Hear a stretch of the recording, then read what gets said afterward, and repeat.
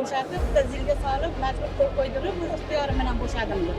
Olib tashlagan uyiga. Umumiy olganda 60-70% murojaatlar joyida hal bo'ladi. 9 yil o'tyapti. 19-yildan beri biz ko'chada sarson sargardonmiz.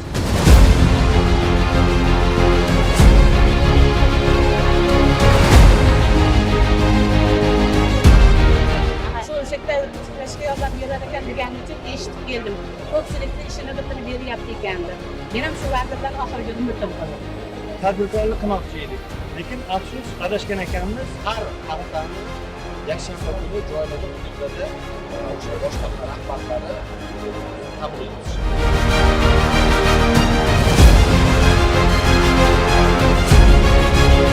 Ular bir oiladan bo'lib qochirib yubordi chetga. Mana prezidentimiz jinoyatchilarni kechiryapti, xoinlarni kechiryapti. Bu jinoyat qilmagan, boshqa qilmagan, qarzdorlik uchun o'zini kechiryapti.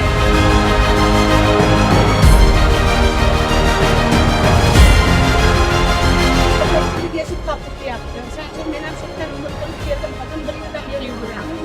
Murojaatlarni 1%, 1,5% bor. Endi ular bo'yicha qonuniy qaror qabul qilingan, lekin so'roq bor. Antikorrupsiya.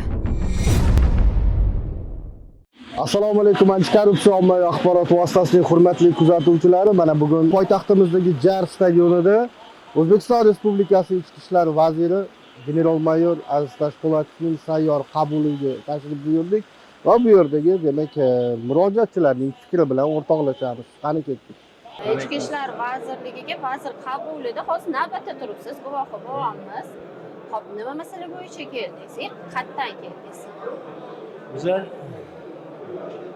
bir guruhda jabrlanuvchilar hozir 5 kishi shu yerda. Bu Samarqand viloyatidan shahridan keldik. Samarqand shahrini Narpay ko'chasida 133-dom qurila boshlandi. Biz Kaplavon paytida 19-yili, 18-yili shartnoma tuzdik firma bilan. Sattorov Stroy Group degan mas'uliyati cheklangan firma biz bilan shartnoma qilib noturar joy birinchi etajdan donni birinchi etajidan bizga do'konlar va'da qilishdi. Bizlar pullarini to'ladik.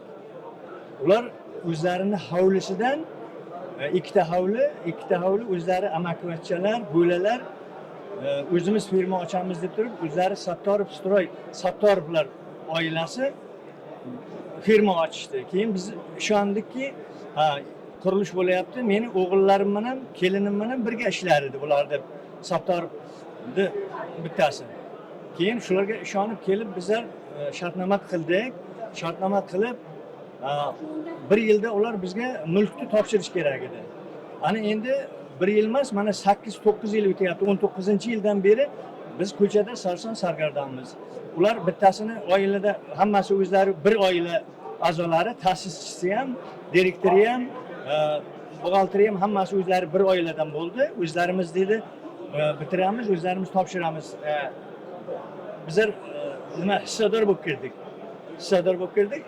Ta'sischilar o'zlaridan, bittasini onasi, bittasini bo'lasi. Ya'ni tadbirkorlik boshlamoqchi bo'lgansizda, to'g'rimi? Qanday tadbirkorlik bilan shug'ullanmoqchi edingiz aka? Endi meni ikkita o'g'lim chet elda, Rossiya mamlakatida 3-4 yillar ishlab, juda ham qiynalib, o'rmonlarda hayot kechirib, kvartiralar topa olmasdan ba'zi to'g'ri so'm pul jo'natib, shu yerda endi balkim bitta ikkitalar ishli bo'larmi, o'g'illarim oldimizda bo'larmi, bag'rimizda bo'larmi deb turib, shu ishni qilib bir do'kon olib tadbirkorlik qilmoqchi edik. Lekin afsus adashgan ekanmiz. Mana bu vazir qabuliga ham mana bugun 4-marta kelishimiz. Shaxsan vazirning o'ziga ham uchrashdik. Lekin bo'ldi, hal qilib beramiz deb delani oldi bu yerga. Vazirlikka olib, delani hozir shu yerdan ko'ryapti. Ibrohim Toshmatov degan yigit bu yerdan Samarqandga teguvchi bordi. Mana Ibrohim borganiga ham 7 oydan oshdi, biron bir natija yo'q. Endi bilmadik, endi kimga dodimizni aytamiz, kimga adolat bormi yo'qmi? O'zlari bilan uchrashuv bo'ldi, to'g'rimi? Holatingiz bo'yicha aytdingiz, ya'ni o'tgan oyning oxirida vazir qabuliga kelgansiz. Keldik. 1 oy bo'ldi. Ashraf bilan uchrashdik, Shermatov bilan uchrashdik. Oxiri shu bundan avvalgi nimada vazir o'z shaxsan o'zi bilan gaplashganimizda bo'ldi hal qilib beramiz deb jo'natdi. Mana hozir Samarqandda bironta bir natija yo'q. Endi bilmadim endi kimga adolat yo'q, adolat. Bizga ma'lumki, endi ko'p holatda ko'ramiz, tadbirkorlikni boshlayotgan, ya'ni fuqarolarimizni qaysidir fuqarodan, shaxsdan, ya'ni o'sha joyni ijara deymizmi, shartnoma asosida deymizmi, to'g'rimi? Olgan holatida mana aytyapsiz, 1 yilda menga berish kerak edi deyapsiz. Asosiy holatda summasi qancha edi va u summani siz to'laqonli yopib bo'ldingizmi? Ha, yo'q, menga $40,000 $40,000 shartnoma asosida ham og'zaki ham kelishganmiz, direktor bilan, shu paytdagi direktor bilan. Keyin men $25,000 to'ladim. U haqda meni cheklarim bor, hammasi. Biz bilan shartnoma tuzgan yigitni bular bir oiladan bo'lib qochirib yubordi chetga. Qochirib yubordida biz bilmaymiz, sizlarning shartnomalaringiz soxta, biz sizni tanimaymiz deb turib olishdi. Aynan hozirgi holatda $40,000 siz to'lab bo'ldingiz. Yo'q, men hali $15,000 olib borganimda mendan olishmadi. Olishmadi. Ha, olishmadi. Tushunarli. Hozirgi holatda, ya'ni mana hozir qabullariga kirasiz. Navbatingiz necha? Yaqinlashib qoldingizmi? 43-navbatga bizga berilgan. 43-navbat. Muammolaringizga yechim tilab qolamiz. Ya'ni kim hozir ko'rib guvohi bo'lamiz, bir necha oylardan beri aynan Ichki ishlar vazirligi, ya'ni shunday qabullarni ochgani bu juda ham yaxshi holat. Sababi nega? Aynan ochiqlik holatda birgalikda suhbat juda ham natijalari a'lo darajada bo'ladi-da. Aslida kirasiz, holatingizni aytasiz, aynan bu holatda. Endi hozir ham ya'ni kirganda ham mana hozir to'g'ridan to'g'ri antikorrupsiya ommaviy axborot vositasiga murojaat orqali aytishingiz mumkin. To'g'ridan to'g'ri hurmatli vazirga bemalol murojaatingizni va aynan sizni muammoyingizga qonuniy ravishda yechim, adolatli ravishda yechim so'rab qolamiz. Salomat bo'ling. Shunday bo'lsin. Shunday shu niyatda kelganmiz. Xola, assalomu alaykum. Ya'ni vazir qabuliga kelishingizdan asosiy maqsad nima? Vazir qabuliga kelishimdan asosiy maqsad bitta nevaram, qizimning o'g'li Temirbeklarni bitirgan Farg'onada 2 yil, 4 yil bitta Toshkentda akademiyani bitirib Samarqandga ishga joylashdi. 4 oy ishlaganda ish o'rni kerak bo'ldimi? Nima bo'ldi? Hali qarzdorliging ko'p ekan, muammong bor ekan deb kechasida ishdan bo'shatib, bitta zilga solib, majbur qo'l qo'ydirib, o'z ixtiyorim bilan bo'shadim deb xabar tashlagan uyiga. 1 yildan beri yuguramiz. Ichki ishlar qo'mondonlikni vazirini qarshi etgan ekan, qabulini 4 oy kutdik. O'sha hal qilib beradi dedi. Undan keyin vazirda qabulini yana 4 oy 5 oy bitdik. Endi hozir qaytga borsak, muddati o'tgan deyapti. Ishga tiklash jarayonini. Shuncha yil ishlab bekor qolmasin deb shu vazirdan madad so'rab shuni qabuliga keldim bugun. Avval ham kelganmisiz qabuliga? Birinchi marta keldim. Birinchi marta kelishingiz. Qayerdan keldingiz? Men o'zi Toshkent viloyatida yashayman, To'labey degan joyda. Nevaram Farg'onada, Rishton rayonida. Vazir bilan endi birinchi marta suhbatga kelishim. Shu yerda tiklashga yordam berar ekan degani uchun eshitib keldim. Ko'pchilikni ishini bitirib beryapti ekan deb. Men ham shu vazirdan oxirgi umidim qildim. Nechinchi navbatdasiz hozir? Navbatingiz necha? 159. Demak, erta tongdan boshlab turib navbatga vaqtga keldim. Endi shu 6 yil o'qishni o'zi bo'lmaydi qizim. Qancha qiynalib o'qidi. Bu endi qarzdorlikni o'zi to'lab qoluvdik. 11 million qolganda biz dushanba kuni boramiz desak, shanba kuni kechasi chiqib ketib xabar tashlab kelishdi-da. Shundan beri yuguramiz mana. O'qimaganlar ishlab yotibdi mana. Mana prezidentimiz jinoyatchilarni kechiryapti, xoinlarni kechiryapti. Bu jinoyat qilmagan, boshqa qilmagan, qarzdorlik bo'lsa o'zini cho'ntagiga. Buni bo'shatish mumkin emas deyman-da. Endi o'zimning o'limim bo'yicha.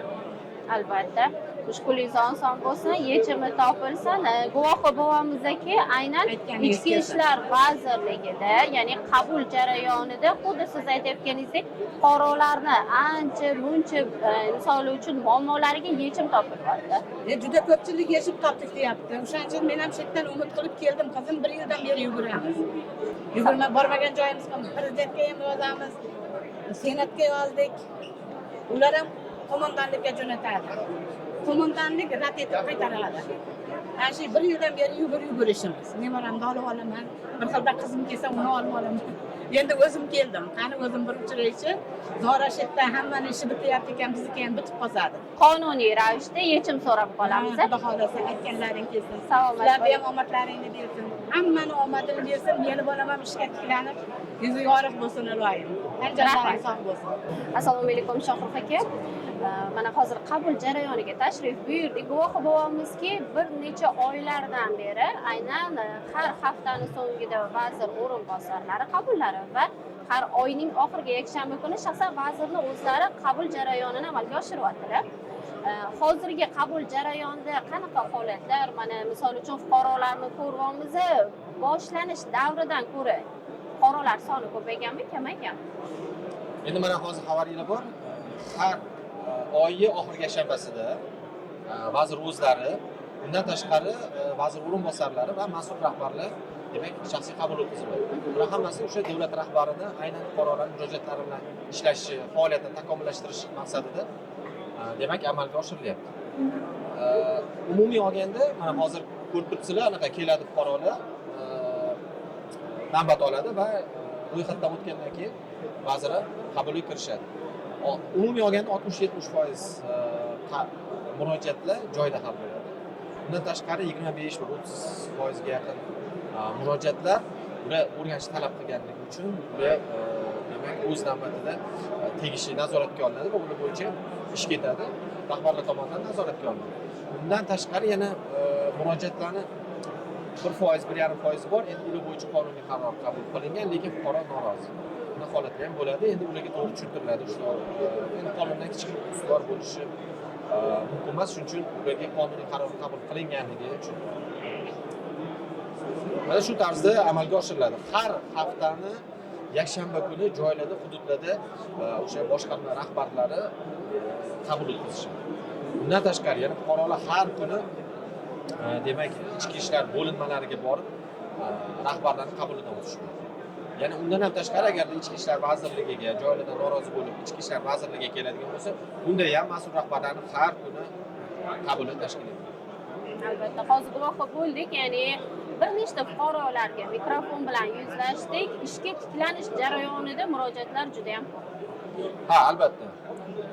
Demak, murojaatlar har xil yo'nalish asosan fuqarolar o'rtasidagi oldi-berdi moddiy masalalar, undan tashqari yo'l harakati xavfsizligi yo'nalishi bo'yicha murojaatlar bor, surishtiruv, tergov jarayonida murojaatlar bor va albatta o'sha ichki ishlar organlariga tiklanish, kadrlar masalasi bilan bog'liq bo'lgan murojaatlar ham bor. Aynan shaxsan vazirni o'zlari murojaatni qabul qilganlaridan keyin mana yuzma-yuz, ochiq-oydin, shaffof eshitish holatlari bo'ladi. Va bunday holatdan keyin ya'ni necha kun davom etadiki, murojaatni etapsiz, mana joyida hal bo'lish holati bor, yo bo'lmasam xizmat ya'ni tekshiruvlari qilinadi, to'g'rimi? Ya'ni joyiga chiqib o'rganish holatlari bo'ladi. Qancha muddatni ya'ni davom ettiradi? Ya'ni bitta murojaatni borib o'rganish holati bizga. Qonunda aniq murojaat to'g'risida qonun bor. Qonunda aniq muddatlar ko'rsatilgan. Har bir fuqaro murojaat qilgan kundan boshlab turib, o'sha aynan necha kunda demak ko'rib chiqiladi va uni uzaytirish tartiblari va agarda fuqaro u ko'rib chiqilgan qaror qabul qilingan qarordan norozi bo'ladigan bo'lsa, fuqarolar undan tashqari o'rnatilgan tartibda shikoyat qilishi yoki yuqori turuvchi organga murojaat qilishi barcha tartibi murojaatni to'g'risida qonunda ko'rsatib o'tilgan. Hozir yana bir fuqarodan guvohi bo'ldikki, 5-marta vazir qabuliga kelyapman deyapti. Men aytganimdek 1-1,5% murojaatchilar bor. Ular ishi bo'yicha qonuniy qaror qabul qilingan, lekin fuqarolar ayrim holatda norozi bo'ladi. Mana misol uchun firibgarlik masalalari bo'yicha yoki oldi-berdi pul bilan bog'liq masalalar bo'yicha bir tomonga nisbatan qaror bitta fuqaroni murojaati ijobiy hal etilsa, ikkinchi tomon albatta bu narsadan norozi bo'ladi. Shunaqa fuqarolar ham bor, buni inkor etib bo'lmaydi. Endi bizning vazifamiz har bir murojaatini o'rganib, to'g'ri va qonuniy yechim qabul qilish. Albatta. Ya'ni bunday holatda faqatgina qonun ustuvor, qonunga Albatta, albatta, suyanamiz. qonundan hech kim ustuvor bo'lolmaydi. Albatta, bunday holatda endi hozir aytib o'tganimizdek, fuqarolarimiz o'zini ichidagi emotsiyasi yo bo'lmasam o'zini haqiqati bilan tan olishni, kurashni xohlaydi va shuning uchun balkim qayta murojaat qilib kelish holati kuzatilayotgan. Har xil vaziyat bo'ladi. Endi baribir hammasi bilan ishlaymiz. Albatta. Siz iloji yo'q. Suhbat uchun rahmat. Sizga ham rahmat. Kuningiz xayrli o'tsin. Ishingizda omad. Charchamang. Rahmat, kattakon sog' bo'ling.